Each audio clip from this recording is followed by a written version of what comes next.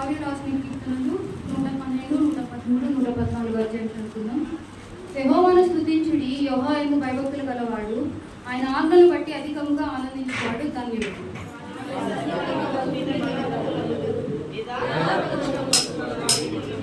కలిమియు సంపదయు వాని ఇంట నుండును, వాని నీతి నిత్యము నిలుచును.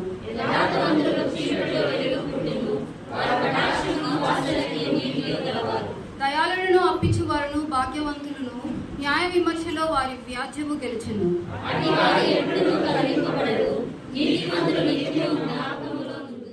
నీ మాట వెల్లడకు తోడనే వెలుగగలిగిన అని తెలివి లేని వారికి తెలివినిచ్చునని వాగ్దానం చేసిన దేవుడు, వాగ్దానం చేసిన దేవుడు నువ్వు ఎంతైనా నమ్మదగిన వాడు నా తండ్రి. నీ దాసుని రెండింతల ఆత్మతో అభిషేకించండి నాయన. నీ దాసుని నోటిని గూడగా వాడుకోండి నాయన. అయా మరుగుపరిచిన గూఢమైన సత్యములు నీ బిడ్డకు నాయన బోధించి ఆ వాక్కుల ద్వారా మమ్మల్ని బలపరచండి నాయన. నీకు స్తోత్రం. నీ వాక్కుల ద్వారా మా హృదయాలను నీరు కట్టిన తోట వలె ఎల్లప్పుడూ ఇంపుకుచుండు నీటి నోట వలె ఉండే కృపని మాకు దయచేయండి నాయన. నీకు స్తోత్రం నాయన. దేవునికి మహిమ కలుగును గాక. వీక్షకులందరికీ తెలియజేస్తున్నాం. దేవుని యొక్క మహాకృప కనికరిని బట్టి ఈరోజు వరకు కూడా మన మందిరంలో సజీవంలో ఉండటానికి దేవుడు మనకు సహాయం చేసి కృపణ చేశారు. ఇది దేవుని యొక్క బిడ్డలను దేవుడు ఎప్పుడు కూడా చేయించుకునేవాడు కాదు. ఆయన నమ్మదగినటువంటి దేవుడు. ఆయన కంటే శ్రేష్టమైనటువంటి వారు, మంచివారు ఈ లోకంలో ఎప్పుడు కూడా దేవుడు. మరి మన యొక్క ఆధ్యాత్మిక జీవితంలో కూడా నిజంగా దేవుడు మనకు ఎన్నో మేలు చేస్తూ శారీరక సంబంధమైనటువంటి రుగ్మతల నుండి, బాధల నుండి, కష్టాల నుండి, వ్యాధుల నుండి మనల్ని విడిపిస్తూ దేవుడు ఇటువంటి చక్కని ఆరోగ్యకరమైన జీవితాన్ని, ఆత్మీయ జీవితాన్ని దేవుడు మనకి ఇచ్చినప్పుడు దేవుడు మనం ఎప్పుడైనా ఎల్లవేళలా కూడా మనం ఆయన స్తుతిస్తూ పరుస్తూ ఉండాలి. హల్లెలూయా. మరి నిజంగా దేవుని యొక్క సన్నిధానంలో కూర్చున్నటువంటి మన అందరి జీవితంలో కూడా దేవుడు ఎన్నో మేలు, ఎన్నో అద్భుతాలు చేసినట్టుగా ఆయన చేసినటువంటి మేలుగా ఆయన చేస్తున్నటువంటి అద్భుత ఆశ్చర్యకరమైన కార్యాలను మనం ఏమి చెల్లించినను ఆయన రుణము తీర్చుకోలేనటువంటి వారుగానే మిగిలిపోతారు తప్ప తీర్చుకునేటువంటి స్థాయి మనకు లేదు. అందుకే దేవుడు ఇంకా మనకు అవకాశం ఇస్తూ, ఇంకా దేవుడు మనల్ని ప్రేమిస్తూ, మార్పు లేనటువంటి జీవితాలను దేవుడు ఎదురు చూస్తూ మార్చబడతారని, ఇంకా దేవుని యొక్క సన్నిధానంలో సరైనటువంటి ఆత్మీయ జీవితంలో వెలగలేనటువంటి స్థితిలో ఉన్నటువంటి వాళ్ళకు కూడా దేవుడు ఇంకొక ఆయుష్ని పెంచుతూ వారికి కూడా సమయాన్ని ఇస్తూ ఉంటున్నాడు. ఇదంతా కూడా ఎందుకు చేస్తున్నాడు దేవుడు అంటే, ఒక రోజున దేవుడు మనందరినీ కూడా తనతో పాటు పరలోక రాజ్యాన్ని తీసుకువెళ్ళడానికి మాత్రమే. ఆ పరలోక రాజ్యాన్ని తీసుకువెళ్ళడానికి దేవుడు మన నిబంధనలు, కట్టడలు ఇవన్నీ కూడా పెడుతూ ఉన్నాడు. అయితే వీటికి వ్యతిరేకముగా సాతానుడు కూడా బహుబలంగా పనిచేస్తూ ఉన్నాడు. అందుకే చాలామంది జీవితాల్లో చూస్తే దేవుని నమ్మినటువంటి బిడ్డలే క్రైస్తవులు, కానీ క్రైస్తవ జీవితంలో ఉంటున్నప్పటికీ కూడా సాతాను యొక్క అలవాట్లు, సాతాను యొక్క ఆలోచనలు, తలంపులు ఇవన్నీ కూడా కలిగి జీవిస్తున్నారు. అయితే వీటన్నిటి నుండి కూడా మనకి ఏం కావాలి అంటే విడుదల అనేటువంటిది కావాలి. ఆ విడుదల కొరకు మనము ఎప్పుడు కూడా ప్రయాసపడుతూనే ఉండాలి. హల్లెలూయా. వ్యక్తికి రెండు చేతులు చెప్తాం. హల్లెలూయా, హల్లెలూయా. దేవుడిని స్తుతించటంలో మన స్థితి మారుతుంది, మన గతి మారుతుంది. కాబట్టి స్తుతించే సమయం వచ్చినప్పుడల్లా కదా మనం ఏం చేయాలన్నా, ఎలా స్తుతించాలి? చేతులెత్తి మన నోటిలో గట్టిగా దేవుని మహిమపరచాలి. అది మనకు ఆశీర్వాదం, దేవునికి మహిమ. హల్లెలూయా, హల్లెలూయా. దేవుని యొక్క వాక్యంలో ధ్యానం చేసుకున్నాం. పరిశుద్ధాత్మ దేవుడు మనకు సహాయం చేయగా మరి పరిశుద్ధ గ్రంథం నుండి ప్రకటన గ్రంథము 17వ అధ్యాయము 14వ వచనాన్ని చదువుకుందాం. ప్రకటన 17వ అధ్యాయము 14వ వచనం. వీరు గొర్రె పిల్లతో యుద్ధము చేదురు గాని, గొర్రె పిల్ల ప్రభువులకు ప్రభువును రాజులకు రాజునైనందునను తనతో కూడా ఉండిన వారు, పిలువబడిన వారై, ఏర్పరచబడిన వారై, నమ్మకమైన వారై ఉన్నందునను ఆయన ఆ రాజులను జయించును. హల్లెలూయా. గట్టి చెప్పాలి హల్లెలూయా. దయచేసి దేవుని యొక్క వాక్యాన్ని చాలా జాగ్రత్తగా మనం ఆలోచించాలి. ప్రకటన గ్రంథంలో ఉన్నటువంటి విషయాలు మనం ఆలోచిస్తే భవిష్యత్తులో జరగబోయేటువంటి విషయాలు, జరిగినటువంటి విషయాలు, జరుగుతున్నటువంటి విషయాలు అన్నిటిని గురించి కూడా బహు క్షుణ్ణంగా ఇందులో పొందుపరిచినటువంటి సత్యాలు. నిజంగా ఈ యొక్క ప్రకటన గ్రంథంలో ఉన్నటువంటి వాక్యాలను చదువుతున్నప్పుడు చాలా భయం పుడుతుంది. ఈ విధమైనటువంటి తెగుళ్ళు లేక ఈ విధమైనటువంటి యుద్ధ సమాచారాలు ఇవన్నీ కూడా మనం చదువుతున్నప్పుడు నిజంగా దేవుడు చూసేటువంటిది ఏమిటంటే ఆ చివరి దినాల్లో జరిగేటువంటి విషయాలు, మహాశ్రమల కాలం అనేటువంటిది సంభవించినప్పుడు ఆ కాలంలో దేశమును పరిపాలిస్తున్నటువంటి అధినేతలందరూ కూడా దురాత్మల సమూహం అనగా దయ్యముల సమూహము యొక్క ప్రభావం కింద పనిచేస్తూ ఉంటారు. ఎందుకంటే అపవాది సాతానుడు ఈ వాయుమండలంలో తన యొక్క సర్వ సైన్య సమూహం, దురాత్మల సమూహం అంతటిని కూడా భూమి మీదకి పంపి రాజ్యములను, రాష్ట్రములను పరిపాలిస్తున్న వారి మీద వాడు ప్రభావం చూపెట్టి వారి కింద పనిచేసేటువంటి విధంగా వాడు ఏర్పాట్లు చేసుకొని ఆ యొక్క అద్భుతాలు కలిగేటువంటి స్థితిని కలిగిస్తూ ఆ యొక్క జీవితంలో జీవించేటువంటి మనుషుల యొక్క ప్రభావం ఎలా ఉంటుందంటే చాలా భయంకరంగా కనిపిస్తూ ఉంటాడు. అందుకే సాతానుడు వాడిని ఏం చేస్తుంటాడంటే మోసగిస్తూ ఉంటాడు. వాడు చేసేటువంటి అద్భుతమైన కార్యాలు, ఆశ్చర్యకరమైన కార్యాలు చూసి చాలా మంది మోసపోతూ ఉంటారు. అందుకే అటువంటి మహా విపత్తులోనికి, రాబోయేటువంటి మహాశ్రమల కాలంలో జరిగేటువంటి విపత్తులోనికి నెట్టివేసేటువంటి ఒక ఉన్మాదమైనటువంటి పథకానికి లోక పాలకులంతా కూడా పూనుకుంటూ ఉంటారు. హల్లెలూయా. లోకాన్ని పరిపాలించేటువంటి వారు అనగా దేశాలలో ఉన్నటువంటి ప్రధానమంత్రులందరూ కూడా ఒకటైపోతారు. ఎందుకు వీరందరూ కూడా ఏకమవుతారంటే అపవాదైన సాతాను యొక్క చేతుల్లో వీరు చిక్కబడతారు. వీరందరూ కూడా ఏకమైనటువంటి ఎందుకునంటే నజరేయుడైనటువంటి యేసుక్రీస్తు ప్రభుల వారితో యుద్ధం చేయడానికి, ఆ యొక్క యేసుక్రీస్తు ప్రభుల వారిని తను నమ్మినటువంటి బిడ్డలను అందరినీ కూడా నాశనం చేయడానికి వీరందరూ కూడా ఏకమై పోగయి ఆ యొక్క యుద్ధము చేయడానికి సిద్ధపడేటువంటి ఆ యొక్క పరిస్థితులు మనం గమనిస్తూ ఉంటున్నాం. అందుకే వాక్య భాగంలో మనం గమనిస్తున్నప్పుడు సాతాను, దురాత్మలు, క్రీస్తు యొక్క విరోధి అనగా అంత్యక్రీస్తు ఆ యొక్క నాయకత్వంలో అనేకమైన దేశములను, సైన్యాలను సమకూర్చుకుంటూ దేవునిపై, ఆయన సైన్యములపై, ఆయన ప్రజలపై యుద్ధమాడి యెరూషలేము పట్టణాన్ని నాశనం చేయడానికి వారు ప్రయత్నం చేస్తూ ఉంటారు. దీని అంతటికీ మూల కేంద్రము యెరూషలేము పట్టణమైన ఇజ్రాయేల్ యొక్క దేశమైనప్పటికీ కూడా ప్రపంచమంతటి మీదకి కూడా దీని ప్రభావం రాబోతూ ఉంటుంది. అటువంటి సమయంలో ఇక్కడ వాక్య భాగంలో మనం గమనిస్తే క్రీస్తు ప్రభుల వారు తిరిగి వచ్చి మానవాతీతంగా జోక్యం చేసుకుని దేవునికి విరోధమైనటువంటి అంత్యక్రీస్తును, అలాగే సువార్తను తిరస్కరిస్తున్నటువంటి, వ్యతిరేకంగా పనిచేస్తున్నటువంటి ప్రతి ఒక్క మనిషిని కూడా ఆయన ఏం చేయబోతున్నాడంటే నాశనము చేయబోతూ ఉంటున్నాడు. హల్లెలూయా, హల్లెలూయా. అంటే ఈ అంత్య దినములలో జరగబోయేటువంటి విషయాలు మనం తెలుసుకోవడం చాలా ప్రాముఖ్యం. మనం ఇప్పుడు ఏ స్థితిలో ఉన్నామంటే ఆదివారం ఒక రోజున దేవుడి మందిరానికి వచ్చి వెళ్ళిపోతూ ఉన్నాం. ఏదో కొంతసేపు గడుపుకి వెళ్ళిపోతున్నాం. ఏదో మనకి ఇష్టం వచ్చినంతసేపు కూర్చోవచ్చు, లేకపోతే వెళ్ళిపోవచ్చు, లేకపోతే రాకుండా కూడా ఉండిపోవచ్చు. అటువంటి స్థితిలో ఈ రోజున క్రైస్తవ సమాజం ముందుకు నడుస్తుంది. కానీ నిజముగా రాబోయేటువంటి దినాలలో జరగబోయేటువంటి ఆ యొక్క విపత్తుల నుండి తప్పించబడాలి అని అంటే మనము దేవుని యొక్క వాక్యములో చెప్పబడినటువంటి రీతిగా ఎలాగ జీవించాలి అనేటువంటి విషయాలను మనము చాలా జాగ్రత్తగా గమనించాలి. వాక్యంలో ఏం రాయబడుతుందో తెలుసా? వీరు గొర్రె పిల్లతో యుద్ధము చేతులు. కానీ ఎవరునంటే అపవాదైనటువంటి సాతానుడు సమకూర్చినటువంటి సకల పరిపాలకులందరూ కూడా, ఈ రాజులందరూ కూడా గొర్రె పిల్లతో యుద్ధము చేయడానికి ప్రయత్నం చేస్తారు. ఆ ప్రయత్నము చేసినప్పుడు గొర్రె పిల్ల ప్రభువులకు ప్రభువును, రాజులకు రాజునై ఉన్నందునను, హల్లెలూయా, ప్రభువులకు ప్రభువును, రాజులకు రాజునై ఉన్నందునను అంతే మాత్రం వదిలిపోలేదు. ఆ తర్వాత ఏమంటున్నాడంటే తనతో కూడా ఉండినటువంటి వారు, పిలువబడిన వారై, ఏర్పరచబడిన వారై, నమ్మకమైన వారై ఉన్నందునను ఆయన ఆ రాజులను ఏం చేయబోతున్నాడు? జయించును. హల్లెలూయా.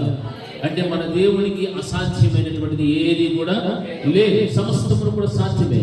సకల దేశములన్నీ కూడా ఏకమై వచ్చినప్పటికీ కూడా దేవుడు తన ప్రజలను, ఆయన తన ప్రేమించినటువంటి ఇశ్రాయేలు అందరినీ కూడా రక్షించడానికి ఆయన అందరినీ కూడా ఏం చేశాడంటే ఓడించగల సమర్థవంతుడే ఉంటున్నాడు. ఎందుకనంటే అక్కడ వ్రాయబడినటువంటి మాట ప్రభువులకు ప్రభు అయినందునే కాదు, రాజులకు రాజు మాత్రమే కాదు, కానీ తనతో కూడా ఎవరైతే ఉన్నారో, యేసుక్రీస్తు ప్రభుల వారిని నమ్ముకొని ఉన్నారో, యేసుక్రీస్తు ప్రభుల వారి యొక్క అనుచరణలో లేకపోతే ఆయన ఆజ్ఞలను అనుసరిస్తూ నడుస్తూ ఉన్నారో, ఇటువంటి వారు ఎవరునైతే పిలువబడినటువంటి వారై ఏర్పరచబడినటువంటి వారుగా మారి నమ్మకమైనటువంటి వారై ఉన్నందునను దేవుడు ఏం చేస్తున్నాడు, అక్కడ వారందరినీ కూడా జయించేటువంటి వాడుగా కనిపిస్తున్నాడు. హల్లెలూయా.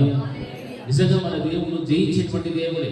ఆయన అపజయమైనటువంటిది ఎప్పటికీ కూడా లేదు. ఎందుకంటే ఆయన పాపాన్ని జయించాడు, సాతాన్ని జయించాడు, మరణాన్ని కూడా జయించినటువంటి వాడు. పాతాలకు, లోకపు యొక్క పాలకు చెవులు కూడా దేవుడు పట్టుకొచ్చేశాడు. హల్లెలూయా. నిజంగా అటువంటి గొప్ప సర్వశక్తి మంత్రులు మన దేవుని కనుక ఆ యొక్క సర్వోన్నతుడైనటువంటి దేవునికి చేత మనము పిలువబడినటువంటి వారముగా, ఆయన చేత ఏర్పరచబడినటువంటి వారముగా మనం ఉండాలి. హల్లెలూయా. ఈ రోజున మన యొక్క జీవితాలను మనం గమనిస్తే మనము ఎందులో ఉన్నామో, ఎక్కడ ఏర్పరచబడి ఉన్నామో, ఎవరి చేత పిలువబడి ఉన్నామో, ఎక్కడ మనం యొక్క స్థితిగతులు ఉన్నాయో మనం అర్థం చేసుకోవాలి. నీవు నిజంగా ఎవరిని అంటు పెట్టుకుని ఉన్నామో కూడా మనం గమనించాలి. వాక్యం సెలవిస్తున్నది, రాజులకు రాజు అయినటువంటి దేవాతి దేవుడు ప్రభువులకు ప్రభువై ఉన్నందునను రాజులకు రాజు ఉన్నందును కూడా కాదు. కానీ అక్కడ ఏమంటున్నాడంటే ఆయనతో కూడా పడినటువంటి వారు పిలువబడినటువంటి వారు. హల్లెలూయా. పిలువబడాలి. మనమందరము కూడా పిలువబడినటువంటి వాళ్ళు. ఈ రోజున పిలువబడినటువంటి వారి యొక్క జీవితాన్ని మనం గమనిస్తూ ఉన్నప్పుడు నిజంగా ఎక్కడ ఏ స్థితిలో ఉన్నారో మనం గమనించాలి. ఎందుకంటే అనేక మంది అనేక విధములైనటువంటి స్థలాలలో పిలువబడినటువంటి వారుగా ఉన్నారు. అనేక మంది అనేకమైన లోక సంబంధమైనటువంటి కార్యాలలో ఏర్పరచబడినటువంటి వారుగా జీవిస్తున్నారు. రాజకీయాలలో ఉన్నటువంటి వారిని అనుసరిస్తూ ఉండొచ్చు, లేకపోతే సినిమాలలో నటించే వారిని అనుసరిస్తూ ఉండొచ్చు, లేకపోతే క్రీడాకారులను ఆటపాటలు పాడేటువంటి వారిని అనుసరిస్తూ ఉండొచ్చు. అయితే క్రీస్తు ప్రభువులు వారు కోరుకునేటువంటిది ఏమిటంటే ఆయన చేత మనకు ఏమై ఉండాలి, పిలువబడినటువంటి వారుగా మనం ఉండాలి. అంటే మన యొక్క దృష్టి, మన యొక్క కేంద్రము, మన ఆలోచనలు, మన తలపులు అన్ని కూడా యేసుక్రీస్తు ప్రభువుల వారి యొక్క చెంత ఆయన పక్కన నిలబడేటువంటి వారుగా, ఆయన మన పక్షంగా నిలబడేటువంటి ఆ గొప్ప యోగ్యకరమైన జీవితంలో మనం జీవించేటువంటి వారంగా జీవించాలి. అప్పుడే యేసుక్రీస్తు ప్రభువుల వారికి నీ మూలమున ఏం కలగబోతుంది, అందరి రాజుల మీద జయము. హల్లెలూయా. విజయము సంపాదించేటువంటి స్థాయిని దేవుడు నీకు ఇవ్వగలిగాడు. ఎందుకంటే ఆయన చేత పిలువబడినటువంటి వాళ్ళము, ఏర్పరచబడినటువంటి జనాంగం మనమందరికీ కూడా మనం ఎన్నో పర్యాలు ఆలోచన చేస్తూ చదువుతూ ఉంటాం. ఏమిటంటే మనము ఎందుకోసం పిలువబడినాము అంటే యెహోవా చేత మీరు ఆశీర్వదించబడటానికి పిలువబడ్డారు కానీ అనేటువంటి మాటలు మనం పట్టుకొని ఎప్పుడు కూడా మనం చేసేటువంటి ప్రార్థనలు ఎప్పుడు ఎలా ఉంటాయి తెలుసా? ఆశీర్వాదం కావాలి, దీవెనలు కావాలి, నాకు సరైనటువంటి వసతి లేదు, వసతులు కావాలి, ఆహారం కావాలి అనేటువంటి ప్రార్థనలకు మనం ఏమైపోయి ఉన్నాం ఈ రోజున? అలవాటు పడిపోయినటువంటి జీవితాలు. హల్లెలూయా. ఆ విధంగా ఉండకూడదు. అందుకే ప్రకటన గ్రంథం 14-16 వచనంలో మనం గమనించినట్లయితే ఆ యొక్క విషయాలు మనం చక్కగా గమనిస్తున్నాయి. అవి సూచనలు చేయనట్టు దయ్యముల ఆత్మలే, అవి సర్వాధికారి అయిన దేవుని మహాదినమున జరుగు యుద్ధమునకు లోకమంతటా ఉన్న రాజులను పోగు చేయవలనని వారి యుద్ధకు బయలు వెళ్ళి హెబ్రీ భాషలో హర్మగెంజోను చోటుకు వారిని పోగు చేసెను. ఇదిగో నేను దొంగవలే వచ్చుచూ ఉన్నాను, తాను దిగంబరుడుగా సంచరించుచూ ఉన్నందున జనులు తన దిశలను చూతురేమో అని మెలకువగా ఉండి తమ వస్త్రమును కాపాడుకున్నవాడు ధన్యుడు. హల్లెలూయా. చిట్ట చివరిలో హర్మగెంజోను యుద్ధం జరిగేటువంటి ఆ సమయంలో ఈ యొక్క యుద్ధములకు కారణం ఎవరంటే అవన్నీ కూడా సూచనలు చేయడండి దయ్యముల యొక్క ఆత్మలే, అవి సర్వాధికారి అయినటువంటి దేవుని యొక్క మహాత్మ జరుగు యుద్ధములకు లోకమంతటా ఉన్న రాజులను ఏం చేస్తారు, పోగు చేయవలని వారి ఎంతకు బయలు వెళ్ళి. హల్లెలూయా. ఈ రోజు మనం గమనిస్తున్నాం మన భారతదేశంలో జరుగుతున్నటువంటి పరిణామాలన్నీ కూడా దేవునికి వ్యతిరేకముగా జరుగుతూ ఉన్నటువంటివి, దేవునికి వ్యతిరేకంగా జరుగుతున్న ఆలోచనలే మనం గమనిస్తున్నాం. ఏ ఒక్కటి కూడా దేవుని నమ్మినటువంటి బిడ్డలకు కానీ సంఘములకు కానీ ఆయన సువార్త ప్రకటించే విషయంలో కానీ అనుకూలత అనేటువంటిది కనబడటం లేదు. ఆ యొక్క అనుకూలత అనేటువంటిది వెళ్ళిపోయాయి. ఇప్పుడు మనము జీవిస్తున్నటువంటి ఈ దినాలలో ఇంత మాత్రం మనము దేవుని సన్నిధిలో మనం ఆరాధిస్తూ మహిమపరుస్తున్నామంటే నిజముగా దేవుని యొక్క మహా ఉచితమైనటువంటి కృప. ఆయన జయశీలుడు కాబట్టి ఇటువంటి సాతాను చీకటి అంధకార శక్తుల ప్రభావం అయితేనేమి మనుషుల ప్రభావం అయితేనేమి దేవుడు అణిచివేస్తున్నాడు. అయితే చివరి దినమున ఆయన మహాభయంకరమైన దినములకి వచ్చినప్పుడు ఈ లోకమునంతటిని కూడా పరిపాలిస్తున్నటువంటి రాజులందరూ కూడా ఏకమై అపవాదిన సాతాను యొక్క ప్రభావం బట్టి పూర్తిగా క్రీస్తు మీరు యుద్ధానికి దిగబోయేటువంటి దినము దగ్గరలో ఉన్నది. హల్లెలూయా, హల్లెలూయా. అటువంటిప్పుడు క్రైస్తవ జీవితంలో ఎంత దేవుని చేత పిలువబడిన వారై ఏర్పరచబడినటువంటి వారై ఎలాగ జీవించాలంటే అంత చక్కగా జీవించాలి. హల్లెలూయా. అందుకే వాక్యము సెలవిస్తారు. ఏమి సెలవిస్తారు తెలిసిన మన జీవితంలో మనం గమనిస్తే దేవుని యొక్క విజయానికి రహస్యం ఏమిటంటే ఆయనతో కూడా పిలువబడినటువంటి వారు ఏర్పరచబడినటువంటి వారు నమ్మకమైనటువంటి వారు ఉన్నందున. హల్లెలూయా. ఆయన చేత పిలువబడిన వారు ఏర్పరచబడినటువంటి వారు నమ్మకమైనటువంటి వారైనందునను ఆయన రాజులను ఏం చేశాడు? జయించాడు. ఈ రోజున నీకు పిలువబడినటువంటి వ్యక్తి అయితే, విశ్వాసులు అయితే, కుటుంబం అయితే, ఏర్పరచబడినటువంటి కుటుంబం ఏదైతే నీ వలన దేవుని ఏమి చూస్తారు సార్? నీ ఎదురు నుండి నమ్మకాన్ని దేవుడు చూస్తూ ఉన్నాడు. ఆ నమ్మకం కలిగినటువంటి వారైనందునను ఆయన ఆ రాజులందరినీ కూడా ఏం చేశాడు? జయించాడు. హల్లెలూయా, హల్లెలూయా, హల్లెలూయా.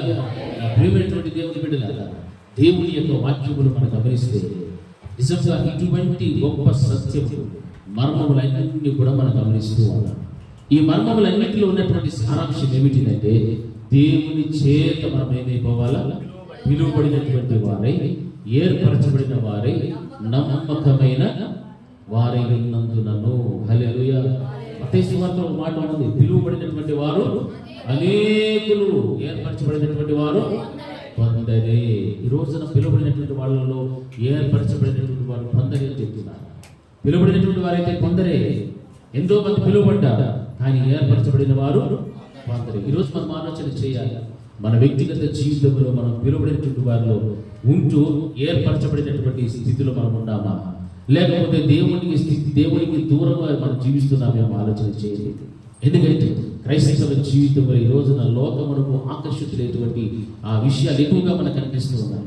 లోకమును ప్రేమించేటువంటి వారుగా కనిపిస్తున్నారు, లోకం సాంగత్యము చేసేటువంటి విధంగా కనిపిస్తున్నారు, మనుషులను ఆకర్షించే విధంగా కనిపిస్తున్నారు, మనుషుని యొక్క ఆలోచన చొప్పున నడిచేటువంటి వారు ఉన్నారు. కానీ అటువంటి స్థితిలో ఉంటే పిలువబడినటువంటి వారు అనేకులు, కానీ ఏర్పరచబడినటువంటి వారు కొందరే. హల్లెలూయా. మరి నీ ఏ గుంపులో ఉన్నావో ఒకసారి ఆలోచన చేయాలి. మత్తయి సువార్తలో మాట రాయబడుతున్నారు, అనేక మంది పిలువబడ్డారు, కానీ ఏర్పరచబడిన వారు కొంతమంది.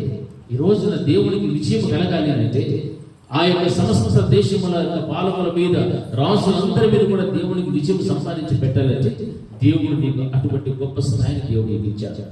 దేవుడు నీ కోసం ఎంత పెట్టుబడి పెట్టాడు తెలుసా? తన ప్రాణాన్ని పెట్టేశాడు. హల్లెలూయా. తన ప్రాణమును పెట్టి మనం రక్షించి మనం ఈ విధమైనటువంటి చక్కని ఆధ్యాత్మిక జీవితం గురించి నీకు ఒక సేవకుడిని పెట్టి, నీ సేవకుడు కూడా ఏ విధమైనటువంటి పనులు లేకుండా, ఏ విధమైనటువంటి వ్యాపారం లేకుండా నీ క్షేమము కొరకు, నీ ఆరోగ్యము కొరకు, నీ ఆత్మీయ జీవితం కొరకు పాటుపడేటువంటి స్థితిని దేవుడు అంత పెట్టుబడిని నీ మీద పెడితే ఈ రోజున విశ్వాసి ఏ విధంగా జీవిస్తున్నాడంటే ఏర్పరచబడినటువంటి స్థితిలో లేకుండా దేవునికి దూరస్తులుగా బ్రతుకుచున్నాడు. ఈ రోజున నీవు దూరంగా ఉంటే నీ వలన దేవునికి జరగవలసిన విజయము జరగదు. హల్లెలూయా, హల్లెలూయా. అంత్య దినమున దేవుడు సకల లోకంలో ఉన్నటువంటి రాజుల అందరి మీదికి కూడా ఆయన యుద్ధానికి సంసిద్ధంగా ఉన్నటువంటి దేవుడు. నిన్ను నన్ను రక్షించడం కోరుకో, మనందరినీ కూడా పరలోక రాజ్యానికి తీసుకెళ్ళడం కోసం, ఆ అంత్య దినమున తన ప్రజలందరినీ కూడా రక్షించడం కోసం దేవుడు యుద్ధానికి దిగుతూ ఉన్నాడు. హల్లెలూయా. ఈ రోజున ఆ యుద్ధములో నీవు పాలిభాగస్తుడుగా పాలిభాగస్తులు కావాలి అంటే నీవు ఏదో చేయాల్సిన అవసరం లేదు. కానీ దేవుని యొక్క వాక్యం సెలవించిన రీతిగా నీవు పిలువబడినటువంటి వారుగా నీవు ఉండాలి, ఏర్పరచబడినటువంటి వారుగా నీవు ఉండాలి. వాక్యం సెలవిస్తోంది, యేసుక్రీస్తు ప్రభుల వారి ద్వారా మనం పిలువబడినటువంటి వారుగా, ఏర్పరచబడిన వారుగా ఉండాలి. నువ్వు నిజంగా పిలువబడితే నీ జీవితంలో గెత్సేమనేటువంటి అనుభవంలో నీవు ఉండాలి. హల్లెలూయా. గెత్సేమనే చోట అనుభవం నీకు ఉండాలి. ఏది అనుభవం అంటే మోకాలుని కన్నీరు కార్చేటువంటి ప్రార్థనా జీవితం నీకు ఉండాలి. గెత్సేమనే చోటలో అనుభవం నీకు ఉండాలి. కల్వరి గిరిలో ఉన్నటువంటి ఆ అనుభవం నీకు ఉండాలి. యేసుక్రీస్తు ప్రభువు వారు కల్వరి కొండ మీద ఏం చేశాడు? శిలువలో ఆయన ప్రాణాన్ని వదిలిపెట్టాడు. హల్లెలూయా. అంటే ఎవరి కోసం ఈ త్యాగం చేశాడు దేవుడు? ఎవరి కోసమా? చెప్పాలి, అందరూ చెప్పాలి. ఎవరి కోసము? నా కోసము. నా కోసము యేసుక్రీస్తు ప్రభువు గెత్సేమనే తోటలో అనుభవం.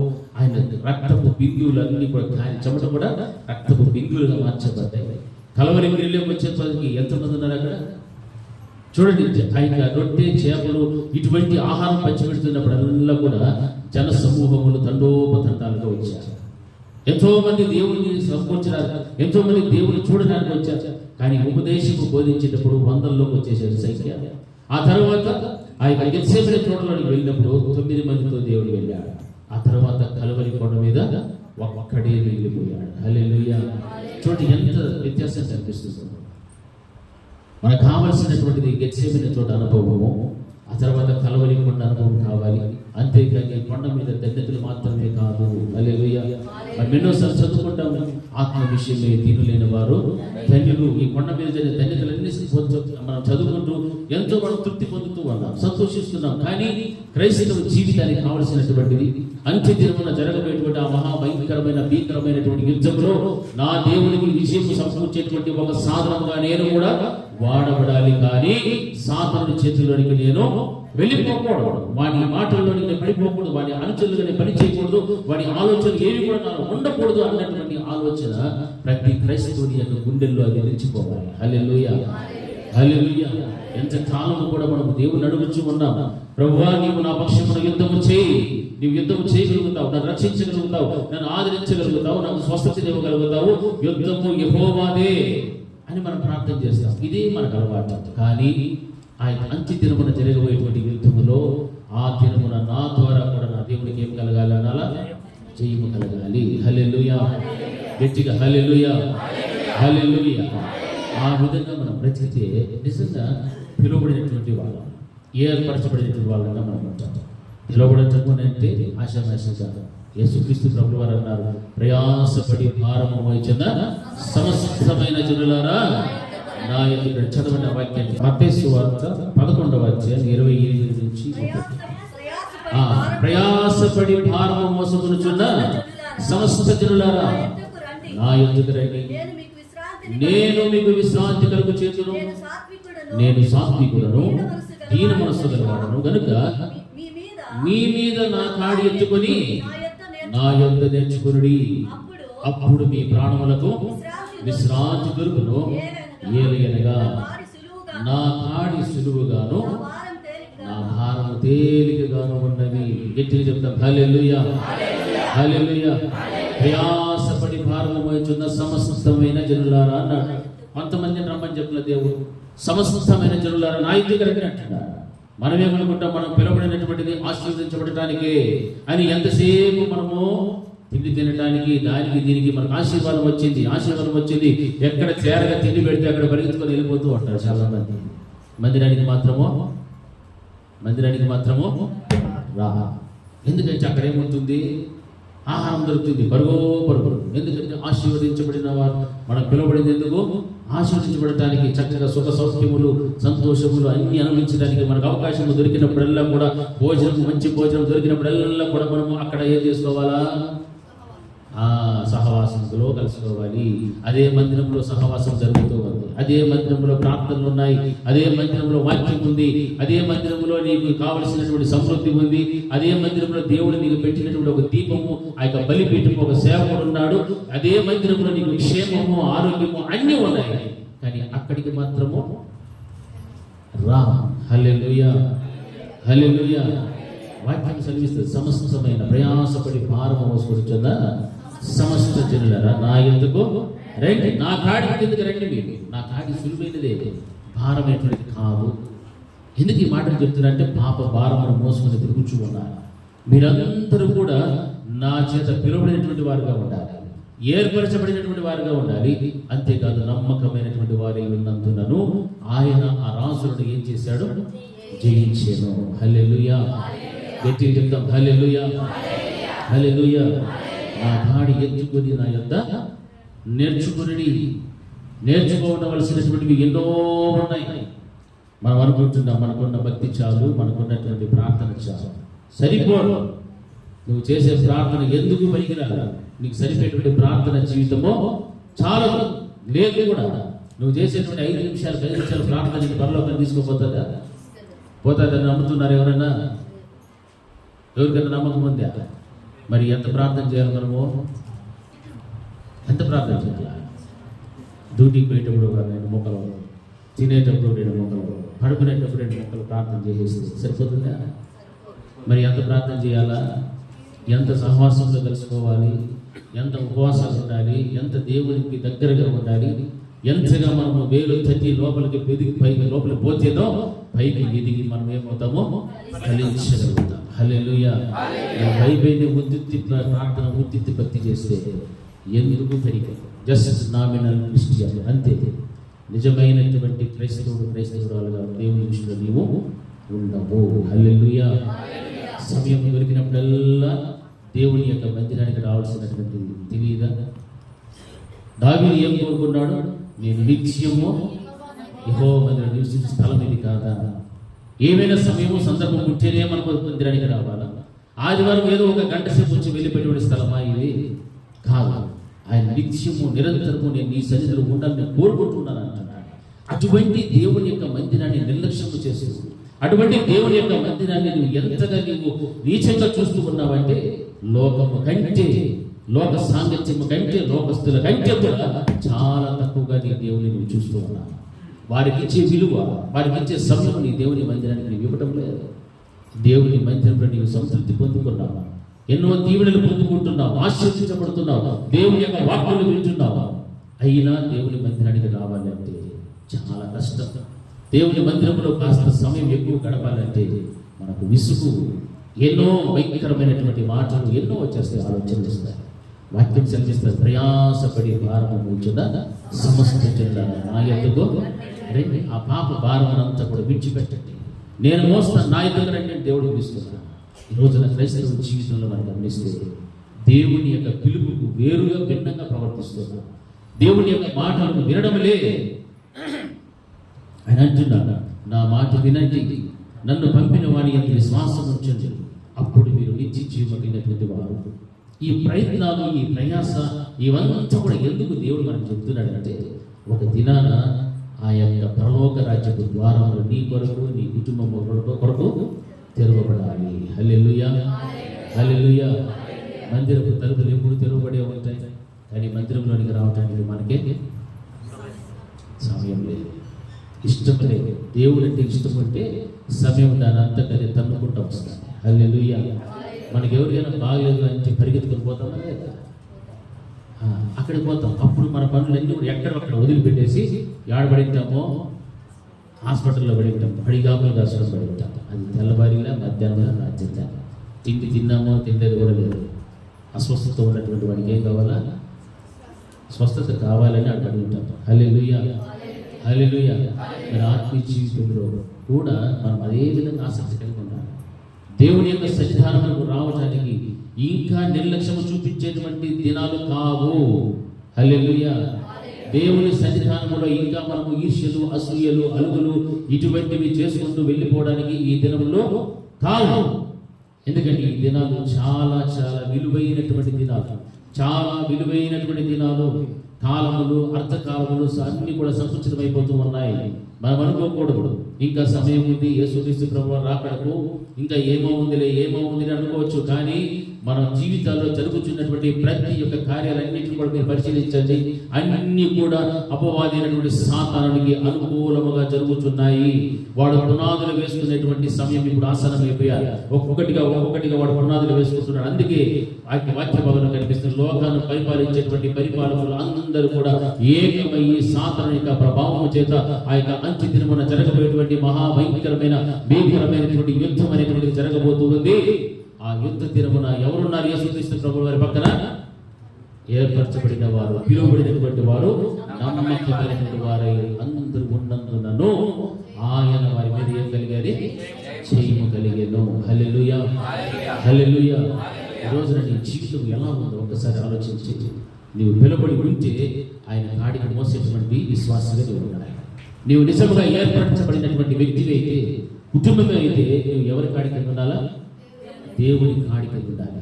అయ్యో నేను ఆ కాడికి నేను ఉండలేను, ఆ కాడి నేను మోయలేను అంటే దేవుని వాక్యం చాలా సులువైనది, అది భారం లేనటువంటిది. వాక్యం చెబుతుంది, నా కాడి సులువుగాను నా భారం తేలికగాను ఉన్నది. హల్లెలూయా, హల్లెలూయా.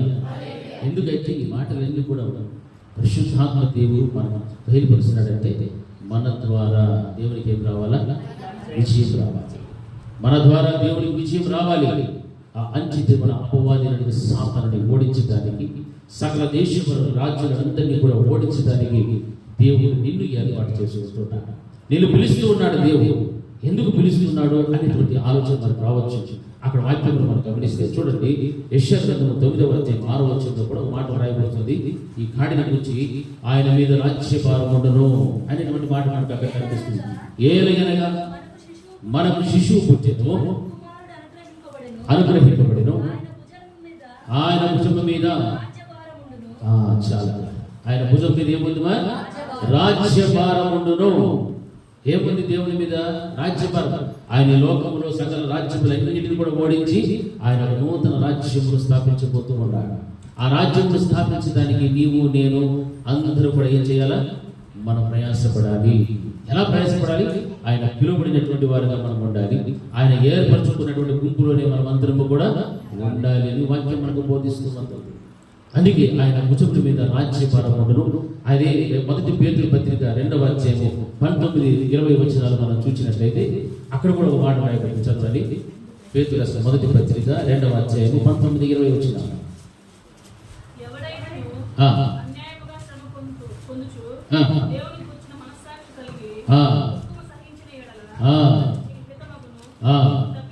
తప్పిదమునకై దెబ్బలు తిరిగినప్పుడు మీరు సహించిన ఎడల మీకేమి గనము? మేలు చేసి బాధపడినప్పుడు మీరు సహించిన ఎడల అది దేవునికి హితమగును. ఇందుకు మీరు పిలువబడితిరి. హల్లెలూయా, హల్లెలూయా. ఆయన పక్షమున ఎవరున్నారు తెలుసా? ఆయనతో కూడా ఉన్నటువంటి వారు ఏ విధంగా ఉన్నారు తెలుసా? ఈ విధమైనటువంటి వారు, పిలువబడిన వారు, ఏర్పరచబడినటువంటి వారే ఉన్నారు. ఆ ఏర్పరచబడి పిలువబడినటువంటి వారు ఏం చేస్తున్నారంటే, ఎవడైనను అన్యాయముగా శ్రమ పొందుచు దేవుని గురించిన మనస్సాక్షి కలిగి దుఃఖము సహించిన ఎడల అది ఏమవుతుంది అంటున్నాడు? హితమగును. అంటే అది మంచిది, అది వాడికి మంచిది. ఎవడైనప్పటికీ కూడా సరే అన్యాయముగా శ్రమ పొందుతూ ఉన్నప్పుడు వారు మంచి వారే. శ్రమ వచ్చేది. ఆ శ్రమను బట్టి అయ్యో దేవుడు నాకు అన్యాయం చేస్తున్నాడు, నాకు అన్యాయం చేసి నాకు శ్రమల పాలు చేశాడు అనేటువంటి ఆలోచన రాకూడదు. వాక్యం చెప్తుంది, శ్రమ పొందుచు దేవుని గురించిన మనస్సాక్షి కలిగి దుఃఖము సహించిన ఎడల అది ఏమవుతుంది? అది హితం అవును. హల్లెలూయా, అది మంచిది. అంతేకాదు, తప్పిదమునకై దెబ్బలు తిరిగినప్పుడు మీరు సహించిన ఎడల మీకేమి గనము? మనం తప్పు చేసాము, తప్పు చేసినప్పుడు దెబ్బలు తింటే దాని వల్ల ఏమైనా ఘనం వస్తుందా? ఘనం చూస్తుందా? రా. అది హితము కూడా కాదు. అయితే మేలు చేసి బాధపడినప్పుడు మీరు సహించినట్లా అది దేవుడికి ఏమవుతుంది? హితము. అందుకే దేవుడు మనందరినీ కూడా పిలుచుకున్నాడు. మనం పిలువబడేటువంటి వాళ్ళు ఏదైనా కష్టం వస్తే, శ్రమ వస్తే, శోధన వస్తే, అయ్యో దేవుడికి ఎదిరినందుకు, దేవుడి ఎందుకు వచ్చినందుకు నాకు అన్ని కూడా ఏమొస్తున్నాయి? శ్రమలు వచ్చాయి, కష్టాలు వచ్చాయి. ఎందుకు నాకు ఈ బ్రతుకు? ఎందుకు నేను జీవించాలి? ఇలాగ ఎన్నో పర్యాలు మనం ఆలోచన చేసి ఉంటాం. ఒక్కటి జ్ఞాపకం పెట్టుకోవాలి, ఎటువంటి కృంగిపోయిన స్థితిలోకి వెళ్ళిపోయినప్పటికీ కూడా ఆ స్థితిలోని కూడా దేవుడు నిన్ను మళ్ళా పైకి లేవనెత్తగలుగుతాడన్న విశ్వాసం నీకు ఉంటే నీకు వచ్చే ఆలోచన ఏంటో తెలుసా? నేను ఈ విధమైనటువంటి శ్రమలను బట్టి, కష్టములను బట్టి, బాధలను బట్టి చనిపోవాలి అనుకునేటువంటి స్థితి వచ్చినప్పటికీ కూడా దేవుడు నన్ను మరలా బ్రతికిస్తాడు, దేవుడు నాకు మంచి ఆదరణ ఇస్తాడు అన్నప్పుడు నీకు రావాల్సిన ఆలోచన ఏంటంటే, నా ద్వారా నా దేవునికి ఏం కలగాలి? ఏం కలగాలి? జయము కలగాలి. హల్లెలూయా. ఆ అంచె తిరుగుతున్న యుద్ధంలో నా దేవునికి జయము కలగాలి. ఆ ఆలోచన, ఆ ఒక్క పాయింట్ నీవు పట్టుకుంటే నీవు ఎన్ని శ్రమలు వచ్చినా, కష్టాలు వచ్చినా వాటి అన్నిటిలో మర్చిపోయి విడిచిపెట్టి దేవుని కొరకు ఎలా బ్రతుకుతా తెలుసా? నమ్మకముగా బ్రతుకుచూ నీ జీవితాన్ని కొనసాగిస్తాను. హల్లెలూయా. ఏర్పరచబడిన వారు, పిలువబడినటువంటి వారు, నమ్మకమైనటువంటి వారు ఉన్నందున, నమ్మకమైన వారు ఉన్నందునను ఆయన ఆ రాజుల మీద ఏం చేసుకున్నాడు? చేయకపోతే. హల్లెలూయా. రోజు మన జీవితాలు మనం గమనించాలి. పిలువబడినటువంటి వారమే, ఏర్పరచబడినటువంటి వారమే, కానీ అదే స్థాయిలో నీవు ఉన్నావా? ఆ స్థితిలోనే ఉంటూ నీ దేవుని నీవు కనపరుస్తూ ఉన్నావా? ఆ స్థితిలోనే నీవు ఉంటూ దేవునికి నమ్మకంగా నీవు జీవిస్తున్నావా? ఒక్కసారి మనమే ఏం చేసుకోవాలి? పరిశీలన చేసుకోవాలి. ఆ నమ్మకమైనటువంటిది చాలా చాలా ప్రాముఖ్యమైనటువంటి. ఒక్కసారి నువ్వు మోకాళ్ళు వేసుకొని కన్నీరు కాచి ప్రార్థన చేసి ఎంతో దుఃఖము, వేదన, బాధ కలుగుతుంది. ఎన్నో పర్యాలు నేను ఆ దేవుని ఎదుట నమ్మకంగా లేక నేను జీవించాను. దేవుడి అయితే నేను ఎన్నో తీర్మానాలు తీసుకున్న తీర్మానాల ప్రకారంగా కూడా నేను జీవించలేకపోతున్నాను. దేవుడి అయితే నేను ఎప్పుడు కూడా ఆయన దుఃఖపరుస్తూనే ఉన్నానే. కానీ అంత్య దినమున జరగబోయేటువంటి యుద్ధంలో ఆయన చెబుతున్నాడు, ఆయనతో కూడా ఉన్నటువంటి వారు ఎవరు? ఆయన చేత పిలువబడినటువంటి వారు, ఏర్పరచబడినటువంటి వారు, నమ్మకమైన వారై ఉన్నందునను అని అంటున్నారు. అటువంటి వారందరూ కూడా ఏమి కలిగి ఉండాలంటే నమ్మకం కలిగి ఉండాలి. హల్లెలూయా, హల్లెలూయా. గట్టిగా రెండు చేతులు చెప్పండి, హల్లెలూయా. నమ్మకం చాలా చాలా ప్రాముఖ్యం. ఏర్పరచబడ్డావు, పిలువబడ్డావు, నమ్మకం లేకపోతే దేవుని ప్రకారం ఉండేటువంటి అవకాశాలు పోగొట్టుకుంటాం. ఎన్నో విషయాలు మన నమ్మకంగా కనపడటం లేదు దేవునికి. మన అనుదిన చర్యల్లో కానీ, దేవుని విషయంలో, మందిరం విషయంలో, సేవకుని విషయంలో, సహ విశ్వాసం విషయంలో, నీ భర్త విషయంలో, భార్య విషయంలో, పిల్లల విషయంలో, తల్లిదండ్రుల విషయంలో అన్నిటిని కూడా నీవు పరీక్షించుకో. ఎన్ని పర్యాలు నీవు తప్పిదం చేస్తున్నావు, ఎన్ని పర్యాలు నీ యొక్క ఆ స్వచిత్తానుసారంగా నీవు నడుచుకుంటూ దేవుని దుఃఖపెడుతున్నటువంటి స్థితి నీలో ఉందో, నీవు మోకరించి కన్నీరు కారిస్తే అవంతా కూడా దేవుడు నీకు బయలుపరచడం ప్రారంభిస్తాడు. హల్లెలూయా. ఆయన పక్షాన్ని నీవు ఉన్నాను అని అనుకుంటున్నావు, ఆయన పక్షమున ఆ పక్షమున ఆయన యుద్ధం చేస్తాను అనుకుంటున్నావు. కానీ ఆ యుద్ధంలో ఆయన పక్షమున నీవు నిలబడాలి. నీవు నిలబడగలిగితే సకల లోక పాలకులందరికీ కూడా ఆయన ఏం చేస్తాడు? జయిస్తాడు. వాక్యం ఆయన సర్విస్తూ ఉంది. నా ప్రియమైనటువంటి దేవుని బిడ్డలారా, నిజంగా మన జీవితంలో ఈ రోజున ఇటువంటి స్థాయిలో ఉన్నామనంటే మనం దేవుడు ఎంతగా ప్రేమిస్తున్నాడో, ఆయన ఏర్పరచుకున్నాడు, పిలుచుకున్నాడు దేవుడు మనందరినీ కూడా. అటువంటి ఈ యొక్క అమూల్యమైన మాటలు మనం వింటున్నప్పుడు కూడా మనం ఇంకా నమ్మకత్వాన్ని పొగట్టుకుంటూ జీవిస్తే, ఆ నమ్మకమైనటువంటిది లేకుండా మనం బ్రతుకుచుకుంటే ఒక రోజున దేవుని పక్షమున నిలబడేటువంటి అవకాశం నీకు ఉండదు. హల్లెలూయా, హల్లెలూయా, హల్లెలూయా. ఒక తీర్మానం తీసుకోండి. అంతిమ యుద్ధ దినాన, అంతిమ యుద్ధములో నా దేవుని పక్షమున నేను ఉండాలి, నా దేవునికి నేను నమ్మకంగా నేను బ్రతకాలి అనేటువంటి ఒక మంచి తీర్మానం తీసుకో. ఆ తీర్మానాన్ని బట్టి దేవుడు ఏం చేస్తాడు తెలుసా? ఆయన పక్షాన్ని చేర్చుకుంటాడు, ఆయన పక్కన నిన్ను పెట్టుకుంటాడు. ఆయనతో కూడా వెళ్ళి ఆ యొక్క సకల లోక పాలకులందరిపైన ప్రయోగిస్తాడు. విజయాన్ని సమకూర్చేటువంటి ఒక సైనికుడు వలె నీవు కూడా దేవునితో పాటు నిలబడగలుగుతావు. హల్లెలూయా, గట్టిగా హల్లెలూయా, హల్లెలూయా. ఆయన కాడిని మోయించడం అనేటువంటిది క్రైస్తవ జీవితానికి కావాలి. ఆయన కాడి కిందకి వస్తే లోక సంబంధమైనవన్నీ కూడా నీవేం చేయాలి? విసర్జించాలి. ఏ విషయంలో నీవు నమ్మకమును పోగొట్టుకున్నావో, ఏ విషయంలో దేవుని నీకు దూరంగా నీవు చేసుకుంటున్నావో అవన్నీ కూడా నీవు సరిచేసుకుంటున్నావా? వాక్యం వింటున్నప్పుడల్లా కూడా అయ్యో ఒక దినము రాబోతుంది, అది మహాభయంకరమైనటువంటి దినము. ఆ దినమున నేను నా దేవుని పక్షమున ఉండాలి, నా దేవుని పక్కన నేను నిలబడాలి. అప్పుడే ఆ యొక్క శత్రు సైన్య సమూహం అంతటిని కూడా ఎదిరించడానికి నేను నా దేవుని ఎదుట నమ్మకమైనటువంటి వాడిగా నేను కనబడాలి. హల్లెలూయా. నమ్మకమైనటువంటిది చాలా ప్రాముఖ్యం. మనం ఎన్నో పర్యాలు దేవుని యొక్క తీర్మానాలు తీసుకుంటూ ఉన్నాం, మనుషుల యొక్క తీర్మానాలు తీసుకుంటాం, ఎన్నో ఒప్పందాలు చేసుకుంటాం, కానీ ఎందులో కూడా నమ్మకమైనటువంటిది లేదు. ఎన్నో మనం చెప్తున్నాం మాటలు, కానీ ఆ మాటలు బట్టి జీవించడము లేదు. హల్లెలూయా. ప్రతి సంవత్సరము కూడా మనం ఏదో తీర్మానం తీసుకుంటాం.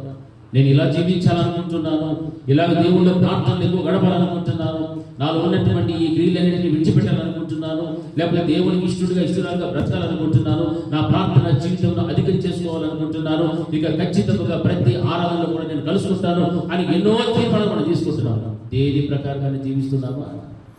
అక్కడ కూడా నమ్మకత్వాన్ని ఏం చేస్తున్నాం? పోగొట్టేస్తున్నాం. ఇలాగ పోగొట్టుకుంటూ దేవుని మందిరానికి దూరస్థం అయిపోతే దేవుని మందిరంలో దొరికేటివన్నీ కూడా నీవు పోగొట్టేసుకుంటావు. ఒక రోజున పరలోక రాజ్యానికి వెళ్ళేటువంటి అవకాశం కూడా ఉండదు. హల్లెలూయా, హల్లెలూయా. నిజంగా మన జీవితంలో ఎటువంటి కార్యాలు దేవుడు చేశారు, ఎన్ని అద్భుతమైన కార్యాలు చేశారు, అవన్నీ కూడా దేవుని మందిరంలో కార్చిన కన్నీరు, చేసిన ప్రార్థనలు, దేవుని యొక్క గోజాడినటువంటి సమయము దీన్ని బట్టే నీ జీవితానికి దేవుడు క్షేమం ఇచ్చాడు, ఆరోగ్యం ఇచ్చాడు. ఈ రోజు ఒక చక్కని ఆధ్యాత్మిక స్థితిని ఇచ్చి దేహ సంబంధమైనటువంటి దీవెలు కూడా దేవుడు నీకు ఇస్తే అదే దేవుని సరిదానికి రావడానికి మాత్రం మీకు మనసు లేదు. హల్లెలూయా, హల్లెలూయా, హల్లెలూయా. మనకి శ్రమలు వస్తాయి, కష్టాలు వస్తాయి, శోధనలు వస్తాయి. యోగుడు దేవుడు సాతాను చేతికి అప్పగించినప్పుడు ఆయన నమ్మకత్వాన్ని పోగొట్టుకున్నాడా? పోగొట్టుకోరా. దేవుడు ఒక మాట చెప్పి ఉండొచ్చు యోగుకి, వాడికి నాకు ఒక చిన్న ఛాలెంజ్ జరుగుతుంది, నువ్వు ఏమి కానీ దిగులు పడతాయంటే ఇంకా వేరేగా ఉండేటువంటిది కదా. కానీ దేవుడు యోగుతో ఏమైనా చెప్పాడా? ఏమి చెప్పలే. ఒకవేళ చెప్తే మనం ఏం చేస్తాము, ఎన్ని కష్టాలైనా రాని రాని రాని అంటాడు. ఎందుకు? దేవుడు మనకి ఏం చేసినాడు? ముందుగానే పేపర్ లీక్ చేసేసి ఉంటాడు కాబట్టి ఎన్ని శ్రమలైనా రాని, కష్టములు రాని, బాధలు రాని అనేటువంటి ఆలోచనతో మనం ఉంటాం. దేవుడు చెప్పలే. యోగును ఎంతగా పరీక్షించాలో కుటుంబం మీద కూడా అధికారం ఇచ్చాడు, శరీరం మీద కూడా అధికారం ఇచ్చాడు, ఒక ప్రాణం మీద. అన్ని చేసినప్పటికీ కూడా యోగు తన జీవితంలో తను కలిగి ఉన్నటువంటి నమ్మకత్వాన్ని మాత్రము పోగొట్టుకోవాలి. ఎందుకు అంటే ఆయన దేవుని ఎందుకు తనకున్నటువంటి భక్తి, భయం, నీతి మంత్రులు, అటువంటి విషయాలన్నిటిని బట్టి ఆయన నమ్మకంగానే మరణము వరకు ఆయన నమ్మకంగానే జీవించాడు. హల్లెలూయా, హల్లెలూయా.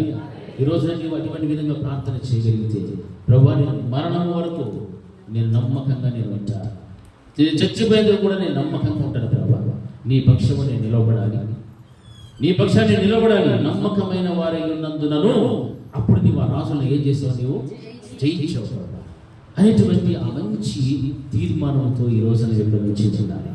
అది దేవుడు నీకు నేర్పిస్తున్నటువంటి మాట. ఈరోజు దేవుడితో మాట్లాడుతున్నటువంటి విషయాలన్నీ కూడా నువ్వు చాలా జాగ్రత్తగా గమనించాలి. ఎందుకంటే నీవు దేవుని దృష్టిలో నమ్మకమైనటువంటి వ్యక్తిగా నీవు ఉన్నావా లేదా? హల్లెలూయా. దేవుని నీవు ఎలా ఉన్నావంటే, ఒకవేళ సాతాను యొక్క చేతిలో నీవు ఓడిపోతే ఎవరు ఓడిపోయినట్లు? దేవుడు ఓడించాడు. హల్లెలూయా. దావీదు గొల్యాతును మనకు తెలుసు బాగా. దావీదు ఎవరిని ఎదుర్కొన్నాడు?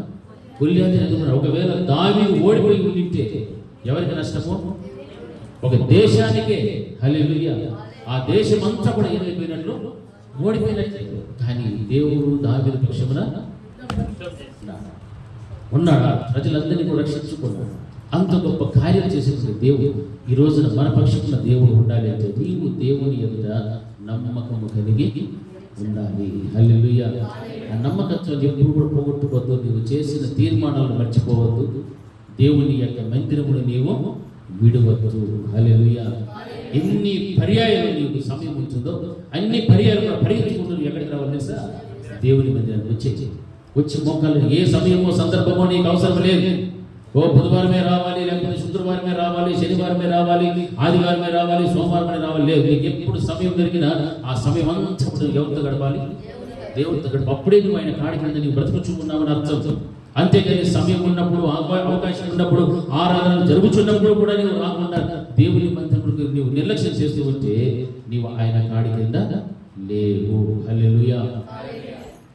ఎవరో కాడి కింద నీవు ఉన్నాడు. ఎవరి కాడి కింద నువ్వు పని చేస్తున్నావు? ఎవరి మాటలు కూడా నువ్వు వినిపిస్తున్నావు? నీ దేవుడిని స్తుతించాలి, ఆరాధించాలి, మహిమపరచాలి, గణపరచాలి. ఆరాధన సమయంలో అందరం కూడా కలిసి దేవుడిని ఏం చేయాలి? ఆరాధించాలి. అంటే మనం ఏం చేయాలి? అప్పుడు అందరూ కూడా సమయంలో మనం దేవుని మందిరంలో హాజరైపోవాలి. హల్లెలూయా. అప్పుడు నీ వలన నీ దేవునికి ఏం కలుగుతుంది? మహిమ, ఘనత, ప్రభావం కలుగుతూ. నీ వలన ఒకవేళ నువ్వు రాలేదంటే నీ వలన చెందవలసిన ఘనత, మహిమ, ప్రభావములు ఆ రోజున దేవునికి. దానివల్ల ఎవరికి నష్టము? మనకే నష్టం. ఎందుకంటే మన స్థుతి మన గతిని ఏం చేస్తుంది? స్థుతిస్తే మారుస్తుంది. నీ గతి మారాలంటే దేవుని ఎందుకు వచ్చి నువ్వేం చేయాలా? స్థుతించు, ఆరాధించు, ఘనపరచు, మహిమపరచు. ఈ యొక్క దైవిక కార్యాలన్నింటినీ కూడా నువ్వు బహు జాగ్రత్తగా చేస్తేనే అప్పుడు దేవుని దృష్టిలో ఎలా ఉంటావు? నీవు నమ్మకం కలిగి నీవు ఉంటావు. హల్లెలూయా, హల్లెలూయా. గట్టిగా హల్లెలూయా, హల్లెలూయా. పిలిచాడు అంటే మన పిలుపు ఏంటి అంటే ఏం చెప్పాలా? నేను దేవుని యొక్క కాడి కింద నేను. ఎవరైనా అడిగితే నువ్వు ఏ కాడి కింద ఉన్నావు, ఇలా ఉండాలి, ప్రయాసపడి భారం వచ్చున్న సమస్తమైన జిల్లారా నా దగ్గర రండి అన్న ఉద్దేశం ఉందో. నీ దర్శనం ఏమిటి? అబ్బే నా దర్శనం అది కాదు. నీకు ఏంటి నీ దర్శనము? దేవుడు నాకు ఇంకా ఏం చెప్తారు తెలుసా? దేవుడు నాకు ఇంకా పిలవలేదు. ఇంకా ఏమంటారు? బయలుపరచలే. హల్లెలూయా. వాక్యం సెలవిస్తాను. సమస్త జనులారా అన్నారు కానీ కొంతమంది చెప్పలేదు కదా దేవుడు. అందరినీ పిలుస్తున్నాడు, అందరినీ పిలుస్తున్నాడు. ఏర్పరచిన వాళ్ళు రెండు రాని పిలుస్తున్నాడు. నీకేమైనా పరలోకం నుండి సపరేట్ SMS ఏమైనా వస్తుందా? రా. వస్తుందా? రా. ప్రయాసపడి భారం వచ్చిన సమస్త జిల్లారా ఎందుకు పాప భారం మోసుకుంటున్నారు? రండి నా యొక్కకు, నేను నీకేమిస్తా? విశ్రాంతిని కలుగు చేస్తాను. హల్లెలూయా, హల్లెలూయా. దేవుని యొక్క పిలుపైతే ఆయన కాడికి ఎదురు వచ్చారు. దేవుని చేత ఏర్పరచబడిన వాడు నీవైతే నమ్మకంగా నీ బ్రతకాలి. ఆ ఏర్పాట్లు నీవు ఉండాలి, నీ కుటుంబం ఉండాలి. అప్పుడు దేవుని యొక్క భయము, భక్తి అనేటువంటి నీవు చాలా చక్కగా ఉంటావు. ప్రతి దినము కూడా అవకాశం దొరికినప్పుడల్లా కూడా నీవు ఎక్కడ ఉంటావు? మందిరంలో కనిపిస్తూ ఉంటావు. హల్లెలూయా, హల్లెలూయా, హల్లెలూయా. గత శుక్రవారం దినాన పలనేరులో సంపూర్ణ ప్రార్థన జరిగారు. భయంకరమైన మంచు, చిన్న బిడ్డలను కూడా తీసుకొని వచ్చేసారు. గ్రామాల నుంచి 30, 40, 70 కిలోమీటర్ల దూరం నుంచి అందరూ వచ్చారు. హల్లెలూయా, హల్లెలూయా. ఎందుకు వచ్చారు? దేవుని పక్షమున నిలబడాలి, దేవునితో గడపాలి. దేవునితో సహవాసం చేస్తే అందులో నుండి దొరికేటువంటి సమృద్ధి, సంతోషము, ఆనందము, ఉత్సాహము అన్నీ కూడా దేవుని మందిరంలో ఉన్నాయని వారికి తెలుసు. కాబట్టి రాత్రంతా కూడా ప్రార్థన చేస్తే ఆ ప్రార్థనలో వారికి దొరికేటువంటి ఆనందమే వేరు. హల్లెలూయా. ఆ ఆశీర్వాదమే వేరు. అంత చక్కని అనుభూతిని పొందుకుంటే దానికి మించినటువంటి భక్తి కలిగిన జీవితం మరొకటి రాదు. హల్లెలూయా, హల్లెలూయా. ఇంటిని చెప్పండి, చూడండి. రెండు చేతులు చెప్పమంటే కూడా ఎత్తలే. హల్లెలూయా, హల్లెలూయా. ఎందుకు ఈ విషయాలన్నీ చెప్తున్నా తెలుసా? దేవుని యొక్క మందిరం అనేటువంటిది చాలా చాలా ప్రాముఖ్యమైనటువంటిది. ఆ మందిరాన్ని ఎప్పుడు కూడా మనము చులకనగా చూడనే చూడకూడదు, చూడనే చూడకూడదు. అవకాశం ఉంది అంటే మనం ఎక్కడున్నారా? సమయం చూడకూడదు. ఇంతసేపు అంతసేపు అనే సమయం వచ్చింది, నీ ఆలోచన వచ్చిందంటే నువ్వు ఎవరి కాడికి వెళ్తున్నావు? సాతాను కాడికి. సాతాను ప్రేరేపిస్తాడు. ఇవన్నీ సమయాన్ని చూపిస్తాడు, రోగాన్ని చూపిస్తాడు, నీకున్న నొప్పులు చూపిస్తాడు, నీకున్న బాధలు చూపిస్తాడు, నువ్వు చేసుకోవలసిన వంట గదిని చూపిస్తాడు. ఇంటికి పోయి ఏం చేయాలి? ఇప్పుడు వంట చేయాలి. నా మూడు పెట్టకపోతే వాడు అయిపోయి సచ్చాక ఒకరోజు తినకపోతే సస్తామా? చచ్చిపోతారా? చచ్చిపోవు. తర్వాత బాగా బేకల్లాగా తినే వస్తారు. మళ్ళా మధ్యాహ్నము వెంటనే పోయి తినేయాలి. ఎంతమంది ఉపవాసంతో వస్తున్నారు మందిరానికి? ఉపవాసం కరెక్ట్గా చెప్పాలి. ఊరికి 4 చేతులు కాలు చేతులు పెడుతుందంటే మిగిలిన వాళ్ళు ఉపవాసం.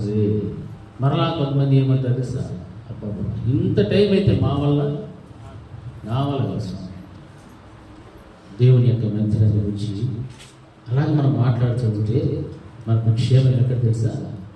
దేవుని మందిరంలోనే మనకు క్షేమం ఉంది. ఇది గుర్తుపెట్టుకోండి. దేవుని యొక్క మందిరంలోనే మనకు క్షేమం. లోకంలో క్షేమం లేదు. లోకంలోనికి నువ్వు వెళ్ళావంటే అన్ని అనర్థాలే, నష్టాలే, ఎన్నో ఎన్నో భయంకరమైన పాపపు కార్యాలే లోకంలో ఉన్నాయి. అంతే తప్ప దేవుని మందిరంలో ఉంటే నీకు ఎంత సంతోషంగా సమాధానంగా ఉంటావు. నీ జీవితాన్ని మార్చగలిగితే బలిపీఠం ఇక్కడే ఉంది.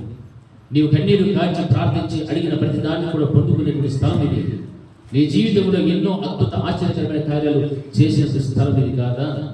దేవుని మందిరం అంటే అంత నిర్లక్ష్యం మనకు ఉండకూడదు. నీ ఆనందంలో సంతోషాన్ని కలిగించేటువంటి బలిపీఠం కూడా మందిరంలోనే ఉంది. అటువంటి మందిరంలోకి రావాలంటే మనకు చాలా బాధ, చాలా బాధ. సమయమే లేదు. కానీ బయటికి వెళ్ళి చూస్తే ఎక్కడుంటారు తెలుసా? అటువంటి వాళ్ళంతా అన్యులతో సాంగత్యం చేసుకొని అన్యులతో కబుర్లు చెప్పుకుంటూ కూర్చోడుంటారు. అప్పుడు నీవు నిజంగా దేవుని పక్షమున నిలబడినటువంటి వ్యక్తిగా, పిలువబడినటువంటి గుంపులోనైనా ఉన్నావా? ఏర్పరచబడినటువంటి గుంపులోనైనా నీవు ఉన్నావా? లేకపోతే నమ్మకస్తులైనటువంటి గుంపులోనైనా నీవు ఉన్నావా? ఒక్కసారి ఆలోచన చేసి ఎంతగా దేవుని నీవు దుఃఖపెట్టుచున్నావో నీకే అర్థమవుతాయి. దేవుడు నీకు సమయం ఇచ్చింది, అవకాశం ఇచ్చింది. ఎందుకంటే ఆయన పక్షంగా నువ్వు నిలబడాలి. ఆయన పక్షంగా నువ్వు నిలబడాలని దేవుడు నీకు సమయం ఇస్తున్నాడు. ఇంకను నీకు ఆయుష్ను పెంచుతూ ఉన్నాడు దేవుడు. అటువంటి స్థాయి నువ్వు కలిగి ఉండాల్సినటువంటి ఆ యొక్క విషయాన్ని కూడా నీవు మర్చిపోయి బ్రతుకుతూ ఉన్నావంటే ఇంకా దీవెన కావాలి, ఆశీర్వాదం కావాలి అనుకుంటున్నాను. ఈరోజు మనం చూస్తున్నాము, అనేక మంది పెద్ద పెద్ద బోధకులంతా కూడా బోధించే బోధ ఏంటంటే, నా కుమారుడా, దేవుడు నిన్ను పిలుస్తూ ఉన్నాడు, నీకు స్వస్థత కలుగుతుంది, నీకు మంచి కలుగుతుంది, నీకు ఆరోగ్యం ఇస్తాడు, దేవుడు ఈ ఉదయకాల సమయంలో నీతో మాట్లాడతాడు, ఈ రాత్రికాల సమయంలో దేవుడు నిన్ను స్వస్థపరచబోతున్నాడు, నీకున్న రోగం తీసేస్తున్నాడు, నీకున్న అప్పులు తీసేస్తున్నాడు. ఈ మాటలకు విశ్వాసాలందరూ ఏదైపోతారు, వెంటనే ఐస్కాంతం కన్నా స్పీడ్గా పెట్టుకుంటారు. ఏం కారణం అంటే ఈ పాపములు, ఈ రోగాలు, ఈ అవసరతలన్నీ వాడికి ఉంటాయి. అయ్యో ఈయన బోధిస్తున్నాడు, అప్పులన్నీ పోతాయి అంటున్నాడు. అప్పులన్నీ తీసి రాసిన సీటులు ఇవ్వండి, అప్పుల కోసం నేను ఏం చేస్తా. ఇది కాదు మనకు కావాల్సింది. ఆ కడవరి దినమున మహాభయంకరమైన భీకరమైన యుద్ధము జరగబోయేటువంటి ఆ సమయంలో ఆ దేవుని పక్షమున ఎలా ఉండాలి, నేను నిలబడాలి. ఎలా ఉండాలంటే వాక్యం సెలవిస్తున్నది, ఆయనతో కూడా ఉండినటువంటి వారు పిలువబడిన వారై, ఏర్పరచబడిన వారై, నమ్మకమైన వారై ఉన్నందునను ఆయన ఆ రాజులను జయించును. హల్లెలూయా, హల్లెలూయా, హల్లెలూయా. జీవితంలో దేవుడికి ఇచ్చినటువంటి ఆ యొక్క గొప్ప అవకాశాన్ని ఎప్పటికీ కూడా నేను పోగొట్టుకోకూడదు. నీవు పోగొట్టుకుంటూ ఉన్నావు అంటే దేవుని పిలుపులో నీవు లేవు, దేవుని యొక్క ఏర్పాటులో నీవు లేవు, ఇంకా రాలేదు. కారణం ఏమిటంటే నీలో ఎన్నో బలహీనతలు ఉన్నాయి, నీలో ఇంకా ఎన్నో దేవునికి దుఃఖాన్ని కలిగించేటువంటి విషయాలు ఎన్నో నీలో ఉన్నాయి. అందుకే ప్రార్థనకు రమ్మంటే రావడం లేదు, వాక్యాన్ని గ్రహించడం లేదు, వాక్యానుసారంగా బ్రతకాలంటే బ్రతకడానికి ఇష్టం లేదు. కారణాలు ఏమిటంటే ఇవే లోక సాంగత్యంతో నీవు అంటూ పెట్టుకుని ఉన్నావు. కాబట్టి వాటిని అన్నింటి గురించి కూడా నీకేం రావాలి, విడుదల రావాలి. హల్లెలూయా, హల్లెలూయా, హల్లెలూయా. ఈరోజు నీ ఒక తీర్మానం తీసుకో, నా దేవుడిని దుఃఖపెట్టడం కంటే నాలో ఉన్న నమ్మకత్వాన్ని బట్టి నా దేవునికి విజయం కలిగించేటువంటి విశ్వాసంగా నేను నిలబడాలి. హల్లెలూయా, హల్లెలూయా. నా దేవునికి నా ద్వారా ఏం రావాలి, విజయం రావాలి అనే మంచి తీర్మానం ఇక్కడ నుంచి వెళ్ళి అప్పుడు దేవుడు నిన్ను కనికరిస్తాడు, ఏర్పరచుకుంటాడు, పిలుచుకున్నటువంటి ఆ స్థాయిని దేవుడు నీకు ఇవ్వగలుగుతాడు అని అంటున్నాడు. ఇటువంటి వారు ఉంటూ నమ్మకమైన వారై ఉన్నందునను, ఏర్పరచబడిన వారు, పిలువబడిన వారై, నమ్మకస్తులై, నమ్మకమైన వారై ఉన్నందునను అని అంటున్నాడు. పిలువబడిన వారిలో, ఏర్పరచబడిన వారిలో ఏం చూస్తున్నాడు దేవుడు, నమ్మకత్వాన్ని చూస్తున్నాడు. హల్లెలూయా.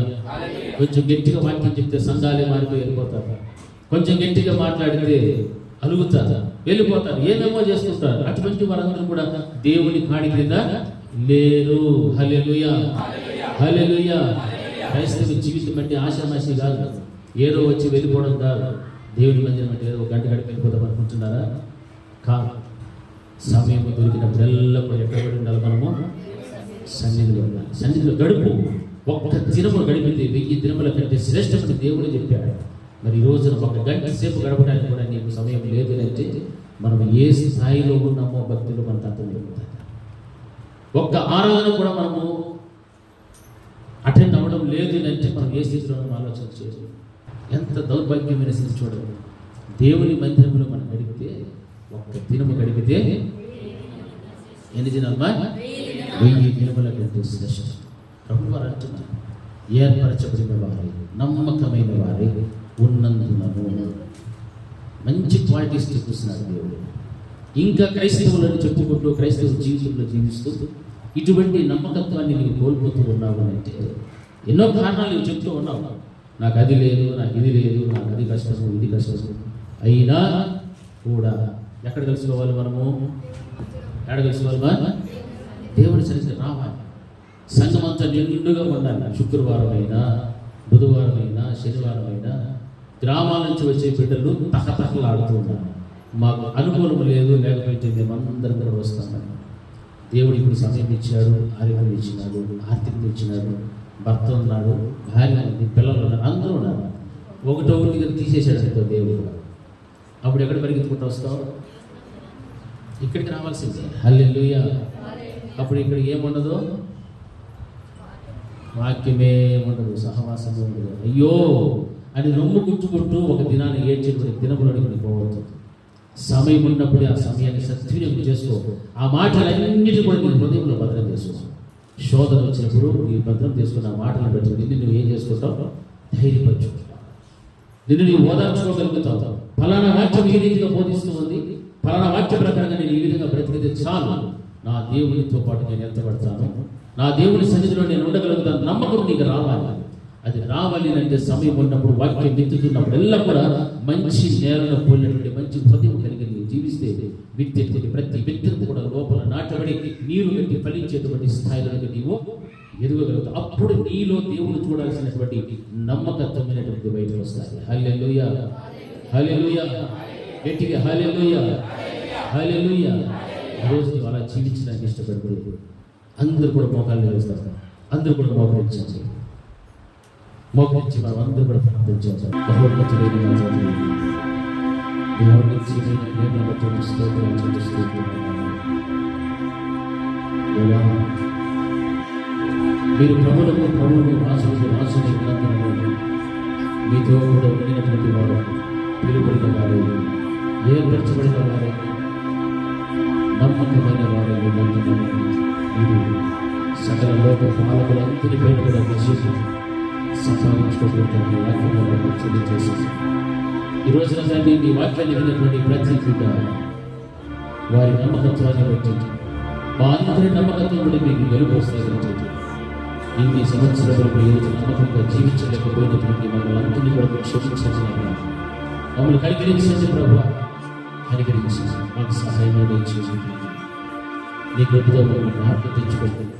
నమ్మకస్తులుగా బ్రతకడానికి సహాయం చేసి ఎదురేటువంటి శోధనలు, కష్టాలు, బాధపడి చూసి మీకు దురస్తులు కాకుండా మీ కాడి క్రింద బ్రతికినటువంటి వారు చూపించండి.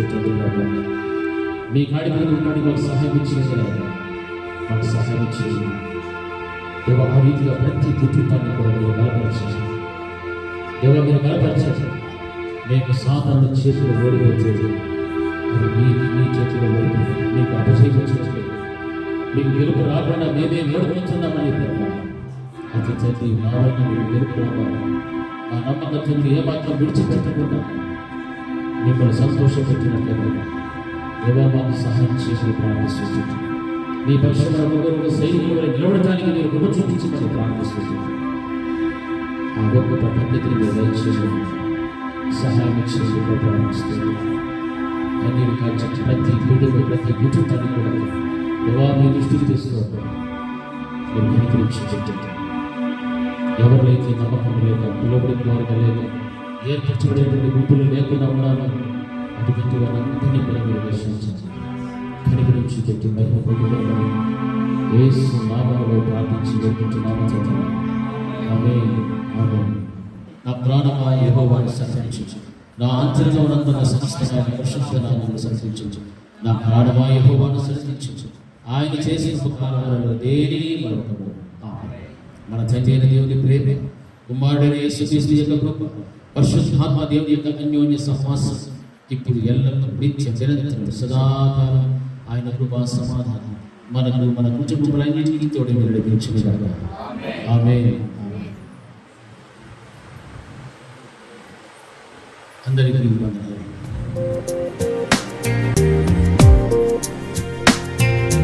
యెహోవా మొరలాలించెను, తన మహాదయను నన్ను గణించెను.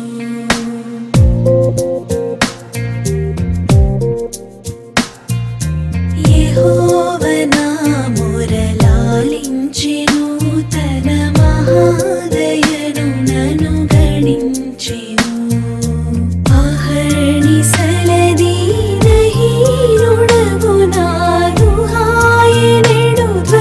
గ్రహించి మని పెను యెహోవా మొరలాలించెను.